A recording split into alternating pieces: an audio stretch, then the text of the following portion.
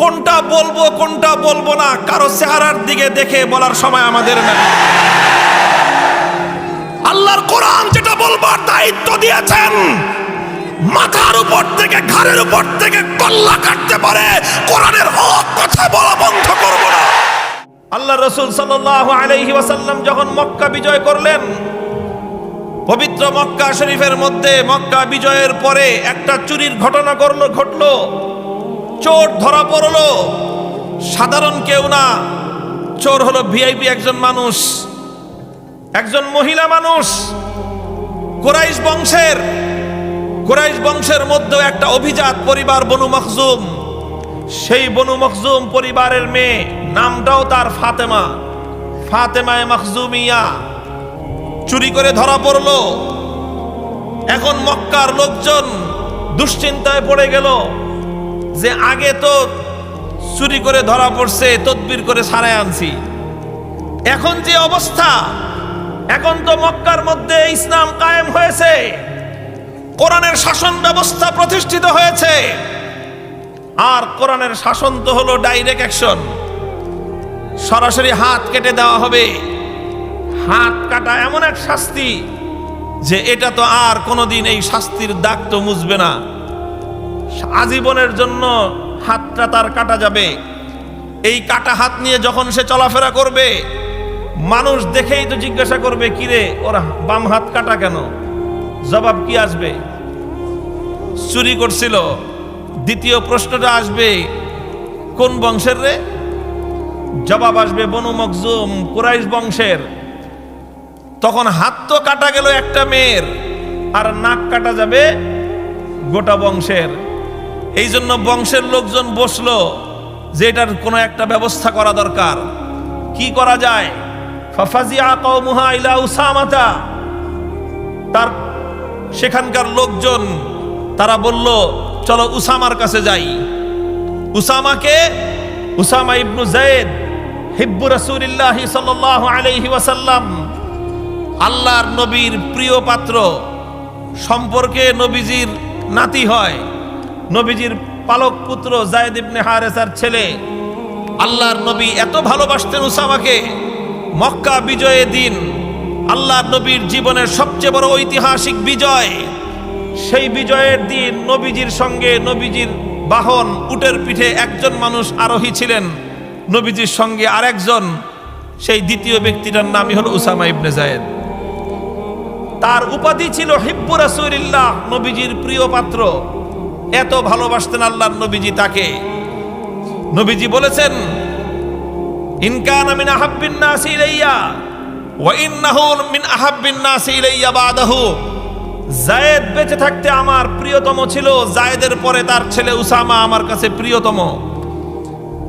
তো সেই মহিলার হাত, তার চোরের আপনজনরা সব এসে উসামাকে ধরলো, বলল যে ভাই, তুমি যদি একটু গিয়ে আল্লাহর নবীকে সুপারিশ করো, তাহলে হয়তো আমাদের মেয়েটার হাত কাটা এটা স্টপ হয়ে যেতে পারে। উসামা ছোট মানুষ, বালক মানুষ, বয়স তো তখন বেশি না, মাত্র 16-17 বছর হবে। তিনি ব্যাপারটার গভীরতা বুঝেন নাই, বলছেন ঠিক আছে, এমন আর কি, আমি যে দাদাকে বলবো যে দাদা কাহিনী এরকম সিস্টেম করে দিয়ে, এটা তার খুব বেশি কঠিন কোনো কাজ না। একজন রাষ্ট্রনায়ক, মক্কা বিজয়ী মহাবীর, যার আঙ্গুলের ইশারায় হাজার হাজার সাহাবায়ে কেরাম জীবন দেওয়ার জন্য প্রস্তুত, এরকম একজন আল্লাহর নবী, এরকম একজন খলিফা, তিনি যদি একটা মেয়ের হাত কাটা বন্ধ করে দেন, কি আসে যায়? উসামা আসলেন আল্লাহর নবীর কাছে, এসে বললেন, ঘটনা হলো এই যে এই মেয়েটা কিন্তু হুজুর আপনার বংশের মেয়ে, বনু মখজুম গোত্র, নবীজির দাদির দিক থেকে আত্মীয়তার সম্পর্ক ছিল, যে আপনার দাদির ফ্যামিলির লোক।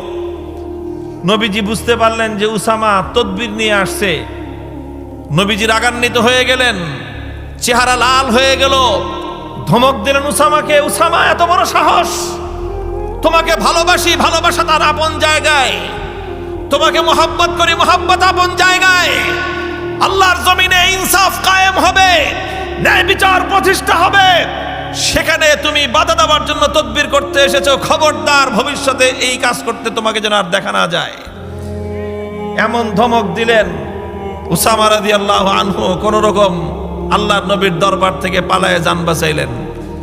নবীজি বুঝতে পারলেন উসামার ব্যাপারটা একা উসামার নয়, সে একা আমার কাছে এসেছে, কিন্তু উসামার নিজের কথা এটা না, এই কথা আমার গোটা বংশের, কুরাইশ বংশের কথা এটা। সুতরাং খালি এক উসামাকে ধমকাইলে তো হবে না, গোটা জাতিকে সংশোধন করতে হবে। ফালাম্মা কানাল আশি কাম রাসূলুল্লাহ সাল্লাল্লাহু আলাইহি ওয়াসাল্লাম, বিকাল বেলা আসরের নামাজের পর পবিত্র বাইতুল্লাহর সামনে মসজিদে হারামের চত্বরে আল্লাহর নবী মক্কাবাসীদেরকে সামনে রেখে ঐতিহাসিক ভাষণ দিলেন। আল্লাহর নবীর সেই ভাষণের বক্তব্য ছিল, ইন্নামা হালাকা মান কানা ক্বাবলাকুম ইযা সারাকা ফীহিমুদ দাঈফ আকামু আলাইহিল হাদ ওয়া ইযা সারাকা ফীহিমুশ শরীফ তারাকুহ। হে আমার জাতি, দেখো পৃথিবীর বহু জাতিকে আমার আল্লাহ পাক রব্বুল আলামিন ধ্বংস করে দিয়েছিলেন। তাদের অপরাধ ছিল যখন তাদের মধ্যে কোনো প্রভাবশালী, সম্পদশালী, ক্ষমতাশালী এই ধরনের বড় লোকেরা যখন অপরাধ করত, চুরি করত, ডাকাতি করত, তারা কুহু রাতের অন্ধকারে মিটমাট করে তাদেরকে ছেড়ে দেওয়া হতো। ওয়াইজা সারাকা ফীহিমুদ দাঈফ, কিন্তু ওই একই অপরাধ করেছে কোন দুর্বল, কোন মেহনতি মানুষ, কোন কৃষক, কোন শ্রমিক, কোন মজদুর, কোন রিকশাওয়ালা, কোন ভ্যান গাড়ি চালক, কোন নৌকার মাঝি, কোন ঠেলা গাড়ি ঠেলনেওয়ালা, এই শ্রেণীর দুর্বল মানুষরা যখন অপরাধ করত, আকামু আলাইহিল হাদ, তখন বলতো আইনের শাসন কায়েম করতে হবে। কি সুন্দর স্লোগান! আইনের শাসন, এর চেয়ে বড় সুন্দর কথা দুনিয়াতে আর নাই। আইনের শাসন সবচেয়ে সুন্দর কথা পৃথিবীতে। আইনের শাসনের চেয়ে সুন্দর আর কথা হতে পারে না। তখন তারা বলতো গরিব ধরা পড়লে, গরিব অপরাধ করলে, দুর্বল অপরাধ করলে বলতো এখন আইনের শাসন 100 ভাগের জায়গায় 200 ভাগ কায়েম কর। এইভাবে তখন তার হাত কেটে দিত। কত হুজুর একটু বেশি কাটেন না উপর থেকে। এই মিয়া, একটা রাস্তার টোকাই মসজিদে এসে 10 টাকার চুরি করে, ওই চোরের বিরুদ্ধে আপনারা যেরকম অ্যাকশন নেন, গোটা দেশের সম্পদ শত শত কোটি টাকা, হাজার হাজার কোটি টাকা চুরি করে গোটা দেশটাকে যারা দেউলিয়ায় পরিণত করে, তাদের বিরুদ্ধে কি করেছেন?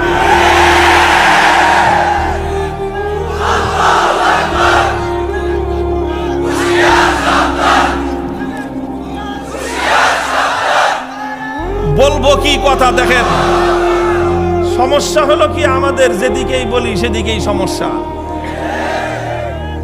যখন আস্তে কথা বুঝেন, যখন বললাম এই সমস্ত কথা, ভাস্কর্য টাস্কর্য নিয়ে কিছু কথা বললাম, তখন সর্বোচ্চ মহল থেকে আমাদের প্রতি একটা অভিযোগ আসলো, কই ওনারা তো ঘুষের বিরুদ্ধে বলে না, ওনারা তো দুর্নীতির বিরুদ্ধে বলে না। ঘুষ, দুর্নীতি এগুলো কি অন্যায় না? দেশটাকে দুর্নীতিবাজরা খেয়ে শেষ করে ফেললো, ঘুষখোররা গোটা দেশটাকে ধ্বংস করে ফেললো। দেশের উন্নতি, অগ্রগতি ঘুষখোর দুর্নীতিবাজদের কারণে অগ্রসর হতে পারছে না। এটা নিয়ে তো হুজুররা কিছু বলে না, খালি পাইছে এক ভাস্কর্য। কি বলেন? হুজুররা দুর্নীতির বিরুদ্ধে বলে না, ঘুষের বিরুদ্ধে হুজুররা বলে না, তো বলে না কারা? আমার তো মনে হয় বাংলাদেশে মাহফিল যদি হয়, একটা মাহফিলে 5 জন আলোচক যদি ওয়াজ করেন, দুর্নীতি এবং অন্যায়ের বিরুদ্ধে, অবৈধ পয়সা ইনকাম করার বিরুদ্ধে আলোচনা হয় না, এমন কোন মাহফিল মনে হয় না। কিন্তু ওই যে অভিযোগ একটা করে দিছেন যে এই তো দুর্নীতির বিরুদ্ধে, ঘুষের বিরুদ্ধে ওনারা পায়েন, বলে না, খালি পাইছে এক ভাস্কর্য।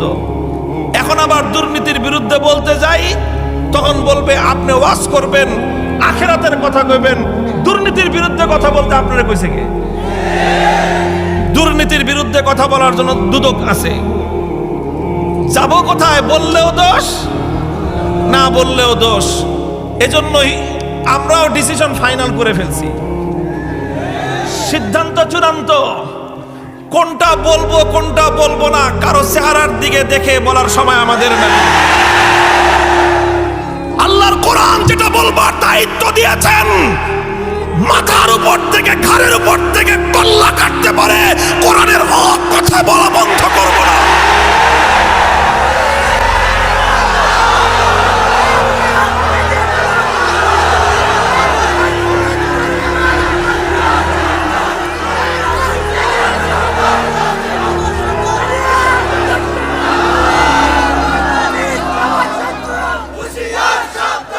বলতেছিলাম, ঘটনা বলতেছিলাম, ওয়াইজা সারাকা ফীহিমুদ দাঈফ আকামু আলাইহিল হাদ।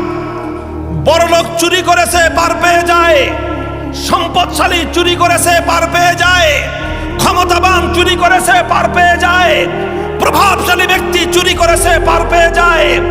দুর্বল মানুষ চুরি করলে খালি হাত না কোনই সহ কাটতে চায়। রিকশাওয়ালা চুরি করলে একেবারে হাতের গোড়ার থেকে কাটতে চায়। শাস্তি 1 বছরের জায়গায় কয়েক 2 মাস বাড়ায় দেয় শাস্তি।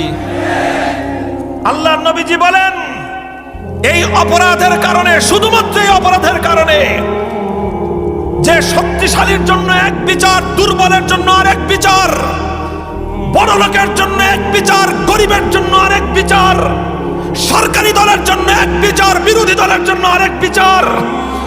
এই ধরনের বিচারের মধ্যে যখন কোন জাতির মধ্যে বৈষম্য সৃষ্টি হয়েছে, আমার আল্লাহ পাক রব্বুল আলামিন শুধু এই বৈষম্যের কারণে পৃথিবীর বহু জাতিকে আল্লাহ ধ্বংস করে দিয়েছেন।